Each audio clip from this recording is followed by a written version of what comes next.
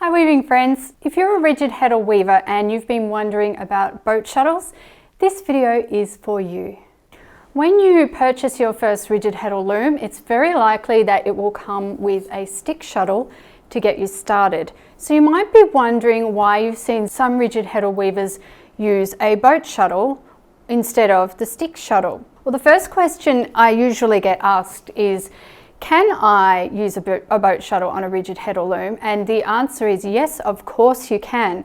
They're two different types of shuttles, so I'm just going to compare them a little bit for you today so that you can then decide whether you think you might want to try a boat shuttle for yourself. Friends, thanks for joining me today, and I hope you find this video really interesting. Just to let you know, all the links that I mentioned in this video will be down below if you are interested in having a look at them. I always try to provide extra resources so that you're not just watching the video and then going away from it, but watching the video and then finding further resources if your interest is sparked in this topic. Also, if you haven't subscribed already, I invite you to do so and to like this video and leave me a comment down below if you have something you want to ask me or you just want to say hi or thanks for the video. That would be really nice. Okay, so we're talking about the two different types of shuttles. This is my Ashford boat shuttle. This is kind of a standard boat shuttle that they sell, and this is an Ashford stick shuttle. As I said, the stick shuttle will come with the rigid heddle loom, but the boat shuttle is an extra investment and purchase. So that is the first point of difference between the two types of shuttles. One is more expensive than the other. This particular shuttle is a 13-inch shuttle, and currently in Australia it's retailing for around $57. Compared to this stick shuttle that is the correct size for my loom, it's retailing at around $9.50. So quite a price difference. Now, when I'm talking about the boat shuttle and its price, what you get for that price is the actual wooden boat shuttle. You get one of these plastic bobbins that goes into the boat shuttle, but if you want more plastic bobbins, and trust me, you will want more plastic bobbins once you start using a boat shuttle, that's also an extra additional cost. Now, I'll point out that for rigid heddle weaving, no one actually needs a boat shuttle, but I am going to talk about why you might opt to try one. Personally, I like to use boat shuttles for my thinner weaving yarns. If I have, this is just a little general rule in my head that I use. If I have a weight of yarn that is above a fingering weight, then I will employ my stick shuttle, because it really doesn't take very long with a thicker yarn to wind this stick shuttle up quickly. It feeds off of the shuttle really well, and I just find it simple and easy for that kind of width of yarn. If I'm going lower than a fingering weight, and I also often use a boat shuttle for a fingering weight, but not always, sometimes I'll use the stick shuttle. But definitely for something like this fine tencel that I'm using here, I use the boat shuttle for a few reasons. First of all, it's very quick and easy to wind up a whole bobbin of yarn using some sort of bobbin winder, and you can use something similar to what I'm using here, a hand winder, or you can use an electric drill, which is really fast. And I like the fact that if you have a lot of bobbins, like I do for this particular boat shuttle, have a lot of spare bobbins, then you can wind up a heap of your weft yarn all at once and have it all set there and ready, so that when you get to the loom, you're just going to weave and weave with it. Usually, I don't know about you, but I don't have that many stick shuttles that I could load a bunch of them and have them sitting there waiting. Also, because it's such a fine yarn, it feeds off the bobbins so seamlessly that I find that really easy to weave with. With the stick shuttle, while I'm weaving, I have to be unwinding, and I sometimes have to be unwinding extra bits, otherwise I get caught short. And so I have to be thinking ahead to, am I going to be able to get across this shed with the stick shuttle, or do I have to unwind some first? It's just a little bit more awkward, and the boat shuttle for the finer yarn makes it a swifter experience. Now, this particular boat shuttle comes As I said, it comes with one plastic bobbin, and you can buy the extra bobbins, which is what I did. There are also a paper or cardboard bobbin available, and I know that some people will make their own bobbins out of cardboard or stiff paper, just waste paper, so they're essentially making them for free. So that could be an option as well. There are a lot of different types of boat shuttles. It can be almost as confusing trying to buy a boat shuttle as it is to buying your first loom, because you're just like, well, there are so many choices. Which one is the best? Or which one is most suited to my purpose? I really like this one because even though it may seem expensive compared to your stick shuttle here, this is actually a really good price for a boat shuttle. If you don't believe me, you can go online and check all of the pricing for boat shuttles. The pricing can get very, very high.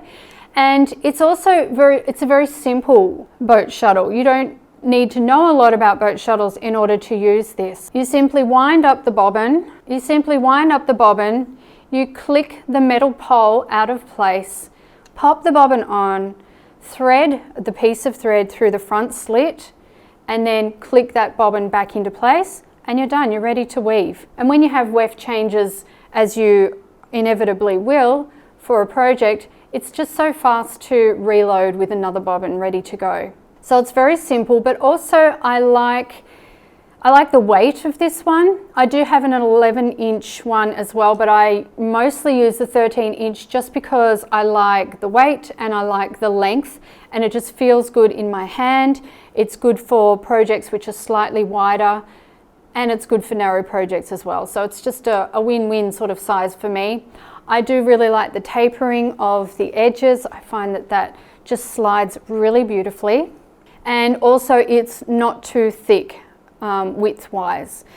So speaking of thickness, some people are concerned when it comes to rigid heddle weaving that the sheds are not going to be big enough to weave with a boat shuttle. And I can see where this idea would come from, because when we're using a stick shuttle, it's so much thinner than the width of a boat shuttle. So we have no problems getting this stick shuttle through even when it's loaded up with yarn. What I've found on my rigid heddle loom is that the sheds are no problem at all as far as how much space I have to fit this boat shuttle through. It fits through fine, and there's a lot of extra room.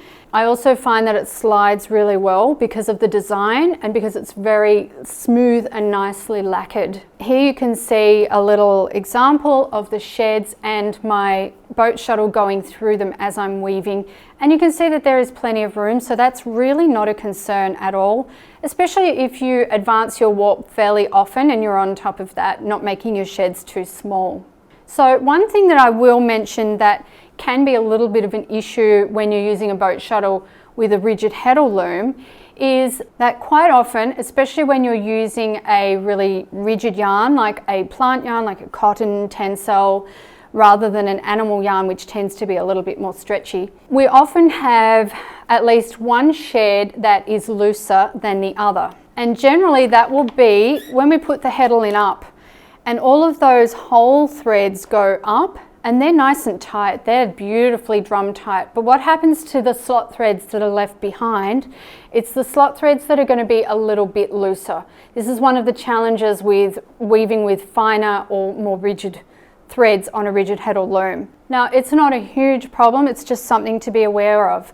So when you're passing your boat shuttle through the up shed and you have the looser bottom threads, it also depends on the width of your project, because it's going to be exacerbated if you have a really wide project where you want to be shooting your shuttle across, when you want to be shooting your boat shuttle across from side to side without rather than just passing it from hand to hand.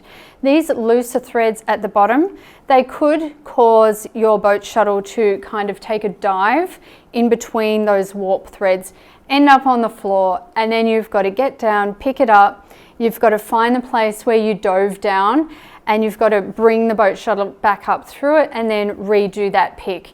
Look, it's not the end of the world, but it's a little bit annoying if it happens fairly often.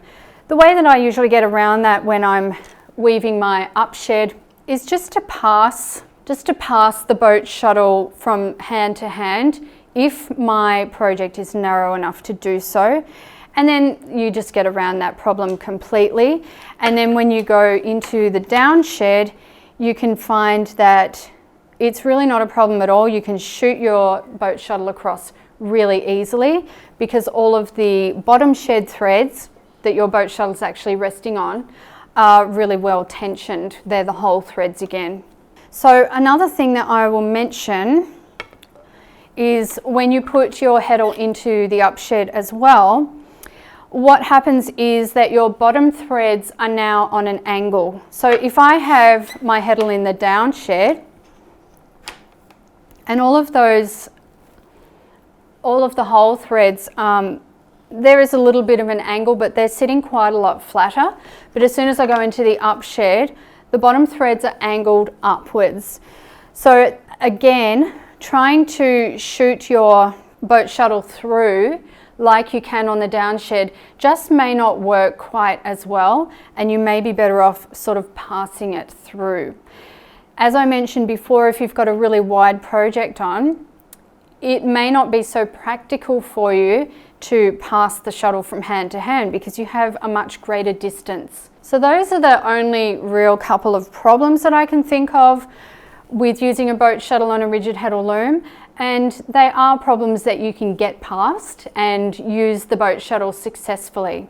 I mentioned the thicker yarn before and how I generally use my stick shuttle for a thicker yarn. So imagine a thicker yarn as compared to this very light yarn that I have on here currently. I wouldn't actually be able to wind that much onto a bobbin. You can't overload it so that it won't even turn in this space. And also if you overload it, it might stick out the bottom a little bit while you're trying to go through.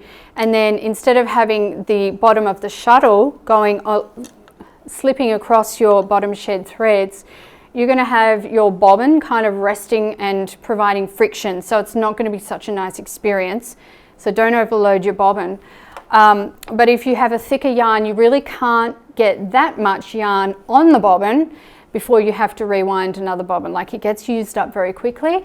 Whereas I find for the thicker yarn, the stick shuttle, I'll be able to get more on there. And so it's a little bit more time efficient in that way. If you are a member of the online weaving school, I do have a short workshop on using a boat shuttle on the rigid Heddle loom. I show a couple of different boat shuttles and me using them on the loom and talk about them a little bit more in depth. So if you are a member, you can access that, will be in your class library. So what about you, friends? I'm interested to know, are you using a boat shuttle already on your rigid Heddle loom? Do you prefer your stick shuttle? Are you interested in a boat shuttle, or you're just happy to stay with your stick shuttle? Do you think it's a worthwhile investment for you? And is there any particular boat shuttle that you're interested in? I'd love to start a boat shuttle discussion down below. Share what has worked for you. If you're already using a boat shuttle and you really love the brand of shuttle that you're using, share it down below, because I always love to learn more about boat shuttles too. I would really love, I've been saying this for years, I really have, but I would love to add to my boat shuttle collection. Because now I have multiple looms, I'd really like for each loom to have its own shuttle. That would be kind of handy. And I'd just like to try out some different boat shuttles too. I think it would be kind of fun to compare them. There are a lot of differences, as I said, not just in the pricing, but in the weights and the type of wood that they're made from, and whether they feed out from the end or from the middle, or whether you can put two weft yarns in there. There are just so many variables. It invites a really interesting discussion. So I look forward to speaking with you all further in the comments below. And until next time, happy weaving!